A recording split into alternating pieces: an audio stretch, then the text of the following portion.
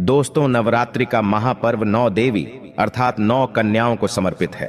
कन्या पूजन करने से हमारी समस्त पीड़ा दूर होती है, दुख दर्द दूर होते हैं, हर कष्ट दूर होते हैं, गृह क्लेश हमारे जीवन से हमेशा के लिए दूर हो जाते हैं। यहाँ तक कि पितृदोष, राहु दोष, मंगल दोष, कालसर्प दोष, मात्र कन्या पूजन से शनि से पीड़ित व्यक्ति को राहत मिलती है, सुकून मिलता है, घर में खुशियां आती हैं तथा अकाल मृत्यु घर में कभी नहीं होती। दोस्तों, आपको बता दें, इस बार माता रानी हाथी की सवारी पर पृथ्वीलोक पर आ चुकी हैं और भक्तों के कष्टों को दूर करेंगी। जब जब माता रानी हाथी पर सवार होकर आती है, तब तब धरती पर फूल खिलते हैं और वर्षा होती है तथा हरियाली की उत्पत्ति होती है और जीवन सुगम हो जाता है। किसान के घर में साक्षात मां जगदम्बा जगत मां का आगमन होता है। दोस्तों, इस बार के नवरात्रि बहुत ही शुभ और मंगलकारी माने जा रहे हैं। इस बार शारदीय नवरात्रि 15 अक्टूबर दिन रविवार को शुरू होकर और इसका समापन 23 अक्टूबर दिन सोमवार को होगा। ऐसे में 24 अक्टूबर दिन मंगलवार को ही दुर्गा विसर्जन होगा। जो लोग माता रानी की स्थापना करते हैं, मूर्ति स्थापना करते हैं, वह लोग 24 अक्टूबर दिन मंगलवार को विसर्जन करेंगे। दोस्तों, नवरात्रि की अष्टमी और नवमी तिथि पर कन्या पूजन का विधान है। इस बार महाअष्टमी तिथि 22 अक्टूबर 2023 यानी कि इस दिन रविवार है और नवमी तिथि 23 अक्टूबर 2023 दिन सोमवार को है। ऐसे में आप अष्टमी और नवमी को इन दोनों तिथियां में कन्या पूजन अवश्य ही करें। कन्याओं को भोजन अवश्य खिलाएं। शास्त्रों में 9 दिनों के नवरात्रि को बहुत ही शुभ और मंगलकारी माना जाता है और वहीं 8 दिनों के नवरात्रि को अच्छा नहीं माना जाता। ऐसे में 10 दिनों के नवरात्रि बहुत ही शुभ माने गए हैं। शास्त्रों के अनुसार नवरात्रि के दिनों में माता रानी का पूजन करने से, कन्या पूजन करने से मां अभय वरदान प्रदान करती हैं। कुंडली में जो कष्ट होते हैं उन्हें ठीक कर देती है। श्रीधर की तरह ही सच्चे हृदय वाले व्यक्ति के सभी कष्टों का निवारण मां शीघ्र ही करती है। मां की उपासना से विनम्रता का विकास होता है। सभी कष्ट, दरिद्रता, दुख, कष्ट नष्ट हो जाते हैं। नवरात्रि में माता रानी का व्रत और पूजन किया जाता है, लेकिन नवरात्रि के दौरान सबसे ज्यादा महत्व होता है कन्या पूजन का। दोस्तों, कन्या रानी जो होती हैं, फूल की पंखुड़ियों की तरह नाजुक होती हैं। कन्या पूजन सर्वोप्रिय है, श्रेष्ठ है। कन्या के रूप में स्वयं जगदम्बा देवी, माता वैष्णो, 9 देवियां अर्थात समस्त ब्रह्मांड इनके शरीर के कण कण में वास करते हैं। बहुत कम लोग जानते हैं 33 कोटि देवी देवताओं का वास होता है।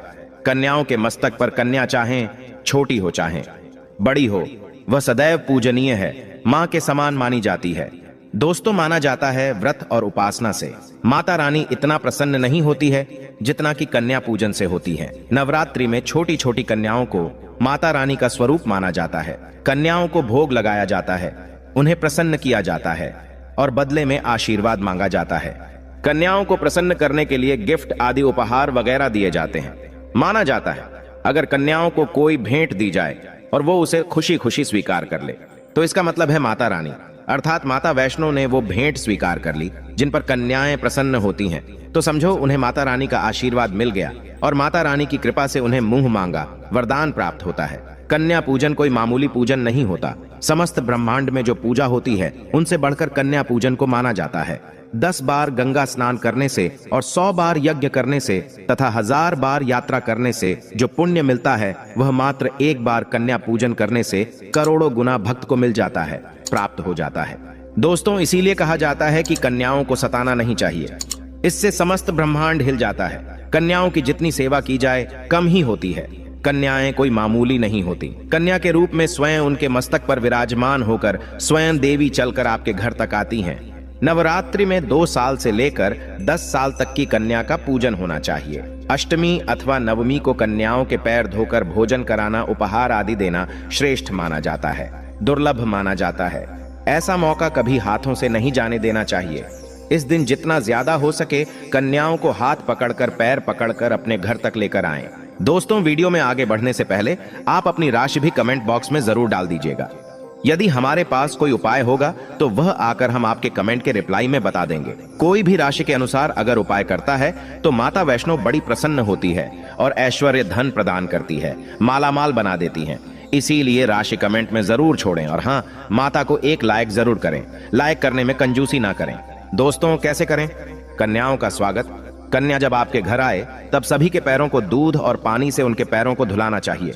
खासकर मर्दों को कन्याओं के पर आवश्यक धोने चाहिए, इससे मैया वैष्णो प्रसन्न होती हैं। दोस्तों, फिर उसके बाद कन्याओं को किसी साफ जगह पर जमीन पर कपड़ा बिछाकर बैठाना चाहिए। उनके माथे पर अक्षत, फूल और कुमकुम लगाना चाहिए। फिर उसके बाद भोजन ग्रहण करवाना चाहिए। लेकिन हमेशा याद रहे, कन्याओं की थाली में 3 पूरियां कभी ना रखें। इसे शुभ नहीं, घोर अशुभ माना जाता है। 3 पूरियां तथा 3 रोटियां मरने वाले व्यक्ति के लिए निकाली जाती हैं और जेल में कैदियों के लिए दी जाती हैं। ऐसे में कन्याओं को उनकी थाली में 3 पूरी कभी ना दें, लेकिन 1-2 करके पूरियां दे सकते हैं। इससे 3 संख्या बढ़ जाती है और दोष भी नहीं लगता। दोस्तों, कन्याओं को खाना खिलाने के बाद अंतिम में कन्याओं के सर पर लाल चुनरी उड़ाना चाहिए और भोजन में आपको खीर, पूरी, हलवा, चना तथा आलू की सब्जी, छोले वगैरह की सब्जी खिलानी चाहिए। पनीर आदि भी खिलाया जा सकता है। वैसे माता रानी का प्रिय भोजन खीर, हलवा, पूरी और छोले आदि ही हैं। लेकिन भूल से भी लहसुन और प्याज का इस्तेमाल कभी ना करें, अन्यथा अनर्थ हो जाएगा। अक्सर कई लोग कन्याओं को कुरकुरे का पैकेट, चिप्स वगैरह का पैकेट खिलाते हैं, जो कि घोर अनर्थ माना जाता है, क्योंकि इसमें लहसुन, प्याज का इस्तेमाल होता है, जिसके कारण आपका व्रत खंडित हो सकता है। माँ दुर्गा क्रोधित हो सकती हैं। जहां आपने 9 दिनों तक लहसुन प्याज का परहेज किया, लेकिन आपकी एक गलती पूरे व्रत को खंडित कर सकती है। इतना भी नादान नहीं बनना चाहिए कि माता रानी रूष्ट हो जाए और कन्याओं को भी अशुद्ध होना पड़े। कन्याओं को डब्बा बंद कोई भी ऐसी चीज ना खिलाएं जिसमें लहसुन प्याज होता है। कई चीज तो ऐसी होती है मार्केट में जिसके अंदर लहसुन प्याज का इस्तेमाल होता है। ऐसा आप कभी मत करना। दोस्तों, कई लोग कन्या पूजन में खाना घर पर नहीं बनाते और मार्केट से रेडीमेड लाकर ही खिलाते हैं तथा दही जलेबी खिलाते हैं, जो कि शुभ नहीं माना जाता। दोस्तों, ऐसा खाना वो लोग खिलाते हैं जिनके घर में मान लीजिए कोई दुर्घटना आदि हो गई है या घर में कोई बीमार है या कोई मुसीबत है, तब वो ऐसा करते हैं। लेकिन अगर आप स्वस्थ हैं, आपको कोई पीड़ा नहीं है, तो ऐसा भूल कर भी नहीं करना चाहिए। माता रानी दही जलेबी नहीं, आपके हाथों का बना भोजन खाना चाहती है, आपका प्यार चाहती है। फिर चाहे आप घर में एक ही पूरी क्यों ना बनाएं माता के लिए, पर आप स्वयं ही अपने हाथों से माता रानी को भोजन खिलाएं। देखिए, भले ही आप दही जलेबी खिला सकते हैं, परंतु माता को घर का बना हुआ शुद्ध भोजन ही अति प्रिय है। खासकर नवरात्रों के दौरान घर में पक्का खाना अवश्य बनाना चाहिए। माता रानी बहुत प्रसन्न होती है। घर का बना पक्का खाना ही कन्याओं को खिलाना चाहिए। हमेशा याद रखें, कन्याओं को प्लास्टिक के बने दोने में खाना नहीं खिलाना चाहिए।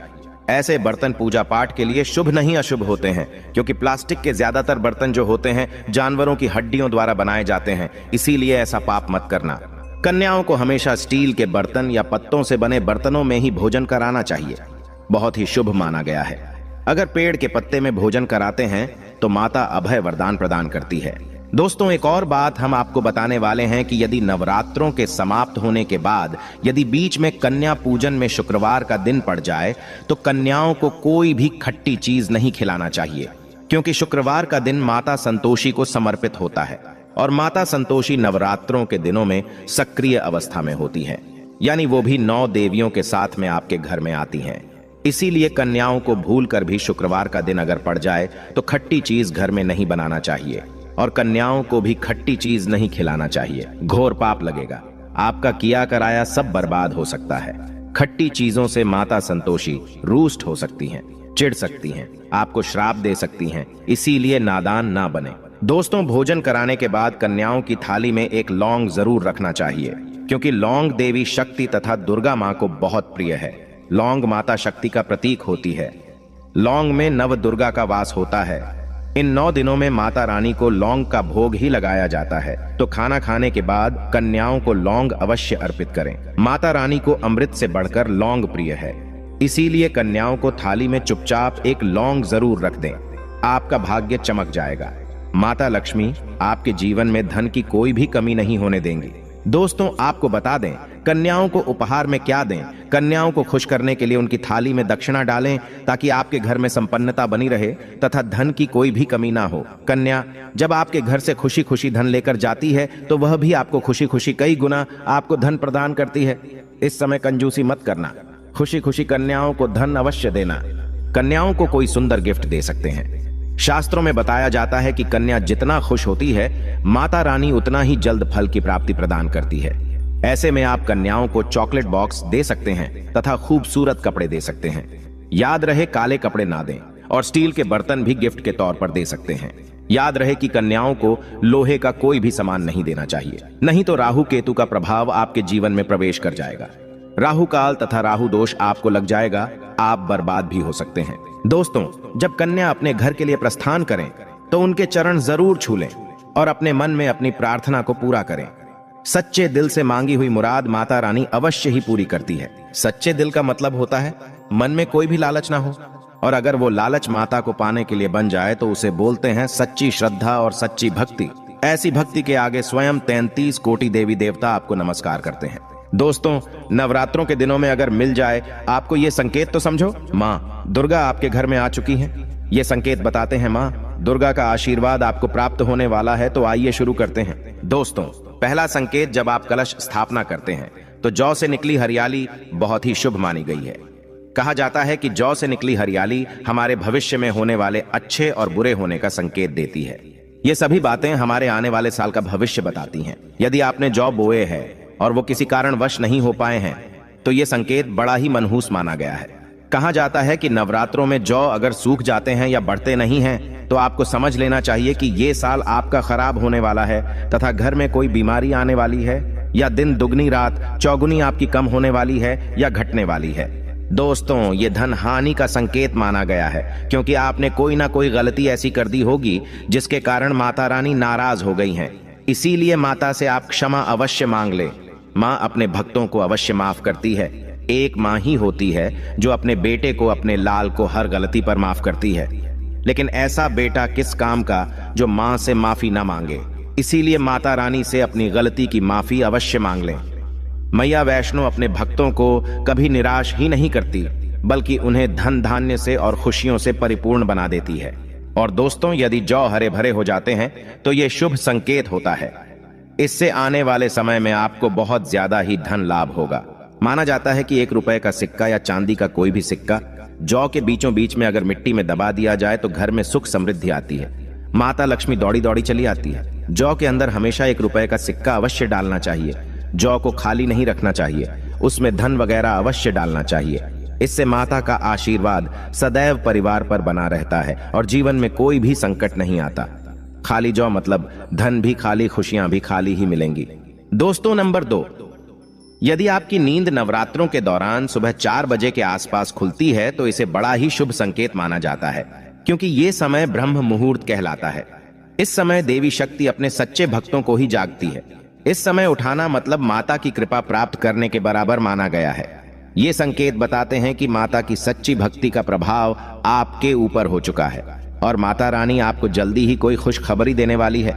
माँ आपकी सच्ची भक्ति से बहुत खुश हैं। दोस्तों, नंबर 3, यदि नवरात्रि में आपका मन प्रसन्न होने लगे, पूजा पाठ में आपका मन लगने लगे, पूजा करते समय मन का शांत होना यह दर्शाता है कि आपको बहुत जल्द माँ की कृपा प्राप्त होने वाली है। माता रानी आपकी भक्ति से बहुत खुश हैं। आपकी भक्ति माता रानी को आनंद दे रही है। ऐसे व्यक्ति को समझ जाना चाहिए कि उसके जीवन में अब अच्छा समय आने वाला है। दोस्तों, नंबर 4, नवरात्रों के दौरान अगर मां के गले से फूल गिर जाए तथा जौ के हरे भरे पत्ते अगर बिन हवा के हिल जाएं तो इसे अति उत्तम माना गया है। यह संकेत बताता है कि माता रानी का आगमन आपके घर में अस्थायी रूप से हो चुका है। आपको माता लक्ष्मी की कृपा प्राप्त होने वाली है। ये संकेत कुछ खास लोगों को ही दिखाई देते हैं। माना जाता है कि पूजा करते समय अगर धुआं अधिक बढ़ जाए तो इससे यह पता चलता है कि आपके घर से गरीबी हमेशा हमेशा के लिए जाने वाली है।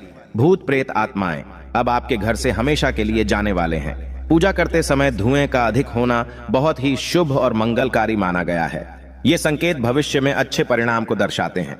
दोस्तों, नंबर 5, द्वार पर गाय का आना। वेदों में बताया जाता है कि नवरात्रि के दौरान गाय माता का घर में आना बड़ा ही शुभ संकेत माना गया है। नवरात्रि में द्वार पर गाय का आना अत्यंत शुभ है।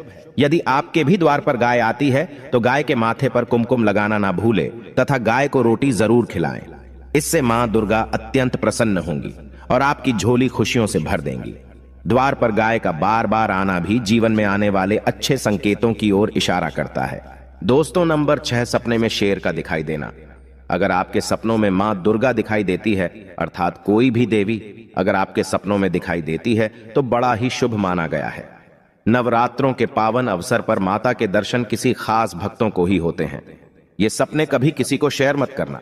यदि माता की सवारी तथा शेर रात्रि में सपने में बार बार दिखाई देता है तो मां दुर्गा आपसे प्रसन्न है। ये संकेत बताते हैं कि जल्द ही आपकी कोई मनोकामना अवश्य पूर्ण होगी और आपके शत्रुओं का नाश हो जाएगा। शत्रु आपके नाम से ही थर-थर कांपने लगेगा। मां दुर्गा का वाहन शेर है, इसीलिए नवरात्रि में शेर का दिखाई देना अत्यंत शुभ संकेत होता है। दोस्तों, नंबर 7, यदि कोई छोटी कन्या आपको सुबह सुबह लाल वस्त्र धारण किए हुए दिखाई देती है तो आपने साक्षात मां दुर्गा के दर्शन किए हैं। यदि नवरात्रों में सबसे पहले आपके घर में कन्याओं का आगमन हो जाए तो समझो आपको दुनिया की कोई भी शक्ति, ब्रह्मांड की कोई भी शक्ति आपको करोड़पति होने से नहीं रोक सकती। आपके जीवन में, आपके घर में माता लक्ष्मी का आगमन होने वाला है। आप दिन दुगनी रात चौगुनी तरक्की करेंगे। अब आप खुशियां मनाइए और मिठाइयां बांटें। ऐसे में कन्याओं को भरपूर तरीके से खुश रखें और उनका आगमन दूध से चरण धुलाकर करें, कोई भी कंजूसी ना करें।